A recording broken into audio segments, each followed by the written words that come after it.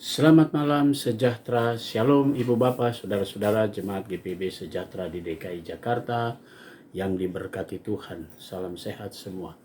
Mari membaca Alkitab. Pembacaan Alkitab kita malam hari ini dalam kitab Hakim-Hakim pasal 3 dan 4. Kita siapkan Alkitab kita berdoa. Bapa di surga, sampai malam hari ini kami tetap menikmati berkat Tuhan, yaitu kesehatan, kekuatan. Saatnya sebelum kami beristirahat malam ini, kami ingin membaca Alkitab yang berintikan firman Allah. Karuniakan kepada kami kuasa Roh Kudus-Mu yang akan menguatkan tubuh kami dan yang akan membuat kami semua fokus dalam pembacaan Alkitab malam ini. Dan kami semua diberkati oleh Tuhan, dan kami alaskan doa ini di dalam nama Yesus, firman yang hidup, kami berdoa. Amin. Selamat malam Bapak Ibu yang dikasihi Tuhan kita Yesus Kristus. Bacaan Alkitab pada malam hari ini diambil dari kitab Hakim-Hakim pasal 3 sampai dengan pasal 4. Bangsa-bangsa asli yang dibiarkan tinggal di Kanaan. Inilah bangsa-bangsa yang dibiarkan Tuhan tinggal untuk mencobai orang Israel itu dengan perantaraan mereka, yakni semua orang Israel yang tidak mengenal perang Kanaan. Maksudnya hanyalah supaya keturunan-keturunan orang Israel yang tidak mengenal perang, yang sudah-sudah dilatih berperang oleh Tuhan. Yang tinggal ialah kelima raja kota orang Filistin dan semua orang Kanaan, orang Sidon dan orang Hewi, yang mendiami pegunungan Libanon dari gunung Baal Hermon sampai ke jalan yang menuju ke Hamat. Mereka itu ada di sana supaya ia mencobai orang Israel dengan perantaran mereka untuk mengetahui apakah mereka mendengarkan perintah yang diberikan Tuhan kepada nenek moyang mereka dengan perantaran Musa. Demikianlah orang Israel itu diam di tengah-tengah orang Kanaan, orang Het, orang Amori, orang Feris, orang Hewi, dan orang Yebus. Mereka mengambil anak-anak perempuan orang-orang itu menjadi istri mereka dan memberikan anak-anak perempuan mereka kepada anak-anak lelaki orang-orang itu, serta beribadah kepada Allah orang-orang itu. Orang Israel melakukan apa yang jahat di mata Tuhan. Mereka melupakan Tuhan Allah mereka dan beribadah kepada para Baal dan para Aserah. Lalu bangkitlah murka Tuhan terhadap orang Israel, sehingga ia menjual mereka kepada Kusyan Rishyataim, raja Aram Mesopotamia, dan orang Israel menjadi takluk kepada Kusyan Rishyataim 8 tahun lamanya. Lalu berserulah orang Israel kepada Tuhan, maka Tuhan membangkitkan seorang penyelamat bagi orang Israel, yakni Otniel, anak Kenas, adik Kaleb. Roh Tuhan menghinggapi dia dan ia menghakimi orang Israel. Ia maju berperang, lalu Tuhan menyerahkan Kusyan Rishyataim, raja Aram, ke dalam tangannya, sehingga ia mengalahkan Kusyan Rishyataim. Lalu amanlah negeri itu 40 tahun lamanya. Kemudian matilah Otniel, anak Kenas. Tetapi orang Israel melakukan pula apa yang jahat di mata Tuhan.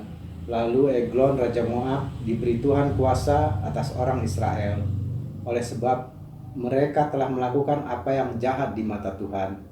Raja ini mengajak Bani Amon dan Bani Amalek menjadi sekutunya. Lalu majulah ia dan memukul orang Israel kalah. Kota pohon korma diduduki mereka. 18 tahun lamanya orang Israel menjadi takluk kepada Eglon, raja Moab. Lalu orang Israel berseru kepada Tuhan. Maka Tuhan membangkitkan bagi mereka seorang penyelamat, yakni Ehud, anak Gera, orang Benyamin, seorang yang kidal. Dengan perantaraannya orang Israel biasa mengirimkan upeti kepada Eglon, raja Moab. Dan Ehud membuat pedang yang bermata dua, yang panjangnya hampir sehasta. Disandangnya lah itu di bawah pakaiannya pada pangkal paha kanannya. Kemudian ia menyampaikan upeti kepada Eglon, raja Moab. Adapun Eglon itu seorang yang sangat gendut. Setelah Ehud selesai menyampaikan upeti itu, disuruhnya lah pembawa-pembawa upeti itu pulang. Tetapi ia sendiri berhenti pada batu-batu berpahat yang di dekat Gilgal dan kembali menghadap raja. Berkatalah ia, ada pesan rahasia yang kubawa untuk tuanku, ya raja, kata Eglon. Diamlah dahulu, maka semua orang yang berdiri di depannya itu pergi keluar. Lalu Ehud masuk mendapatkan dia, sedang ia duduk sendirian di kamar atas, di rumah peranginannya. Berkatalah Ehud, ada firman Allah yang kubawa untuk tuanku. Lalu bangunlah ia berdiri dari tempat duduknya. Kemudian Ehud mengulurkan tangan kirinya, dihunusnya pedang itu dari pangkal paha kanannya dan ditikamnya ke perut raja, sehingga hulunya beserta mata pedang itu masuk. Lemak menutupi mata pedang itu, sebab pedang itu tidak dicabutnya dari perut raja. Lalu keluarlah ia mendahului pintu belakang. Demikianlah Ehud sampai ke serambi pintu kamar atas itu, ditutup dan dikuncinya setelah ia keluar. Baru saja ia keluar, datanglah hamba-hamba raja melihat, tetapi pintu kamar atas itu terkunci. Lalu berkatalah mereka, tentulah ia membuang air di kamar rumah peranginan itu. Lalu mereka menunggu-nunggu sampai menjadi bingung, tetapi raja tidak membuka pintu kamar atas itu. Kemudian mereka mengambil kunci, membuka pintu, maka tampaklah tuan mereka mati tergeletak di lantai. Sedang mereka berlambat-lambat, Ehud meloloskan diri. Ia lewat dari batu-batu berpahat dan meloloskan diri ke arah Seira. Setelah ia sampai ke sana, ditiupnyalah sangkakala pegunungan Efraim. Lalu turunlah orang Israel bersama-sama dengan dia dari pegunungan itu, dan ia sendiri di depan. Berkatalah ia kepada mereka, ikutlah aku, sebab Tuhan telah menyerahkan musuhmu, orang-orang Moab itu, ke dalam tanganmu. Maka turunlah mereka mengikuti dia, lalu mereka merebut tempat penyeberangan sungai Yordan ke Moab, dan tidak seorang pun dibiarkan mereka menyeberang.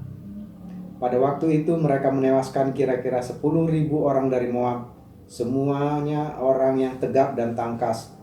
Seorang pun tidak ada yang lolos. Demikianlah pada hari itu Moab ditundukkan oleh Israel, maka amanlah tanah itu 80 tahun lamanya. Sesudah dia bangkitlah Samgar bin Anat, ia menewaskan orang Filistin dengan tongkat penghalau lembu. 600 orang banyaknya. Demikianlah ia juga menyelamatkan orang Israel. Setelah Ehud mati, orang Israel melakukan pula apa yang jahat di mata Tuhan. Lalu Tuhan menyerahkan mereka ke dalam tangan Yabin, raja Kanaan, yang memerintah di Hazor. Panglima tentaranya ialah Sisera yang diam di Haroset Hagoyim.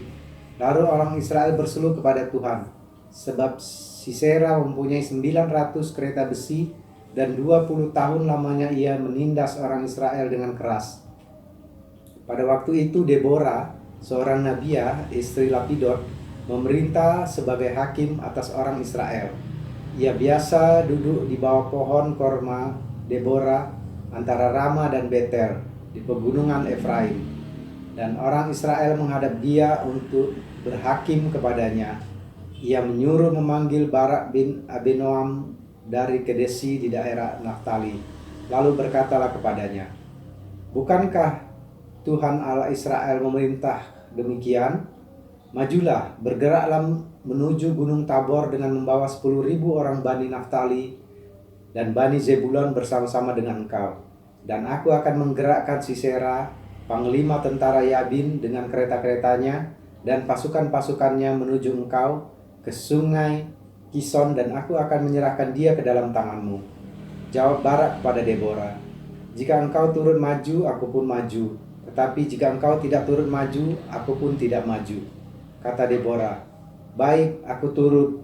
Hanya engkau tidak akan mendapat kehormatan dalam perjalanan yang engkau lakukan ini, sebab Tuhan akan menyerahkan Sisera ke dalam tangan seorang perempuan. Lalu Deborah bangun berdiri dan pergi bersama-sama dengan Barak ke Desi. Barak mengarahkan suku Zebulon dan suku Naftali ke Kedesi. Maka 10.000 orang maju mengikuti dia, juga Deborah maju bersama-sama dengan dia. Adapun Heber orang Keni itu telah memisahkan diri dari suku Keni, dari anak-anak Hobab ipar Musa, dan telah berpindah-pindah memasang kemahnya sampai ke pohon terbantin di Zanaim yang dekat Kedesi. Setelah dikabarkannya kepada Sisera bahwa Barak bin Abinoam telah maju ke Gunung Tabor, dikerahkannya lah segala keretanya, 900 kereta besi dan seluruh rakyat yang bersama-sama dengan dia, dari Haroset Hagoyim ke sungai Kison. Lalu berkatalah Deborah kepada Barak, "Bersiaplah, sebab inilah harinya Tuhan menyerahkan Sisera ke dalam tanganmu. Bukankah Tuhan telah maju di depan engkau?" Lalu turunlah Barak dari Gunung Tabor dan 10.000 orang mengikuti dia. Dan Tuhan mengacaukan Sisera serta segala keretanya dan seluruh tentaranya oleh mata pedang di depan Barak, sehingga Sisera turun dari keretanya dan melarikan diri dengan berjalan kaki. Lalu Barak mengejar kereta-kereta dan tentara itu sampai ke Haroset Hagoyim, dan seluruh tentara Sisera tewas oleh mata pedang. Tidak ada seorang pun yang tinggal hidup. Tetapi Sisera dengan berjalan kaki melarikan diri ke kemah Yael istri Heber orang Keni itu, sebab ada perhubungan baik antara Yabin Raja Hasor dengan keluarga Heber orang Keni itu. Yael itu pun keluar mendapatkan Sisera dan berkata kepadanya, "Singgahlah tuanku, silakan masuk, jangan takut." Lalu singgahlah ia ke dalam kemah perempuan itu, dan perempuan itu menutupi dia dengan selimut. Kemudian berkatalah ia kepada perempuan itu, "Berilah kiranya aku minum air sedikit, aku haus." Lalu perempuan itu membuka kirbat susu, diberinyalah dia minum dan diselimutinya pula.